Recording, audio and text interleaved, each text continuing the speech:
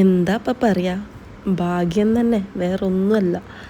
ഓരോ ദിവസം series upload ചെയ്യാൻ നേരത്തിൻ്റെ ഒരു മണിക്കൂർ മുന്നേ, കറക്റ്റ് ഒന്നോ അല്ലെങ്കിൽ ഒരു 2 മണിക്കൂർ മുന്നേ, അപ്പോഴാണ് ഐഡിയ ഇങ്ങനെ പൂത്തുലഞ്ഞ് വരിക. ഇതാ നോക്കൂ, ഇന്ന് വന്ന ഐഡിയ ഇതാ ഇക്കാണുന്നതാണ്. സത്യം പറയാലോ, ക്രാഫ്റ്റ് ഐറ്റംസ് ഒന്നും കയ്യിലില്ലായിരുന്നപ്പോൾ വളരെയധികം പുച്ഛം തോന്നി എനിക്ക് എന്നോട് തന്നെ.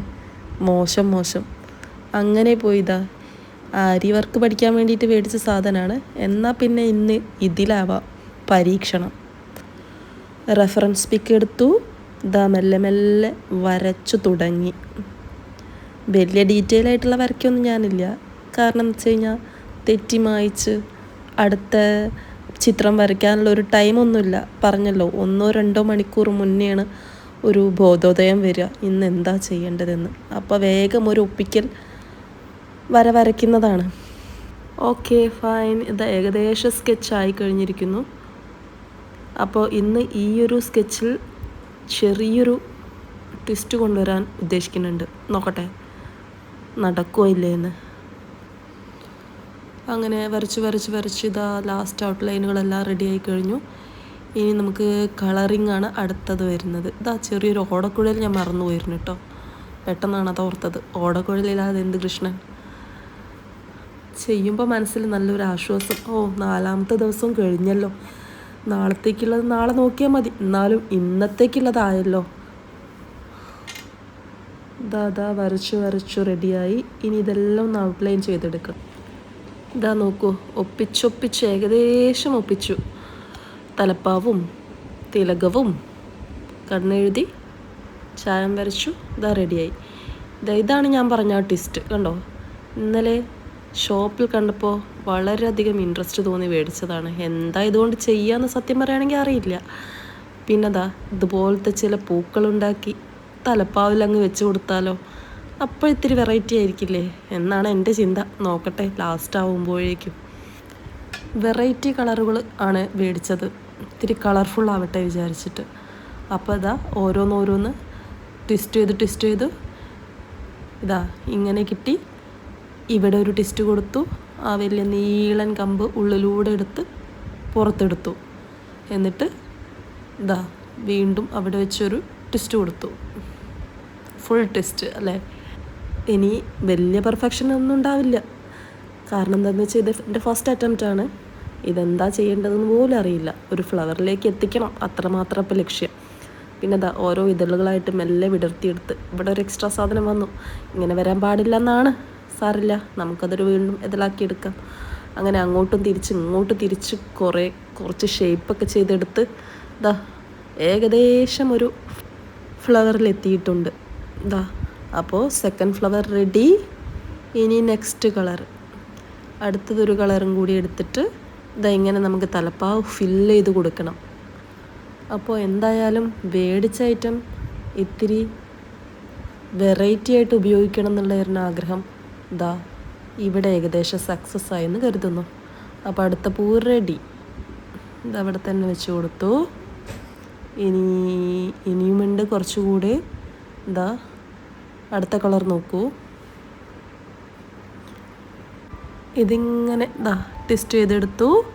വീണ്ടും പണ്ടത്തെ പോലെ തന്നെ. ഇടയ്ക്ക് ഞാൻ ആ സ്റ്റെപ്പൊക്കെ മറന്നു പോകുന്നുണ്ട്, ഒരു വീഡിയോ കണ്ടാൽ ചെയ്യാൻ വിചാരിച്ചിരുന്നത്.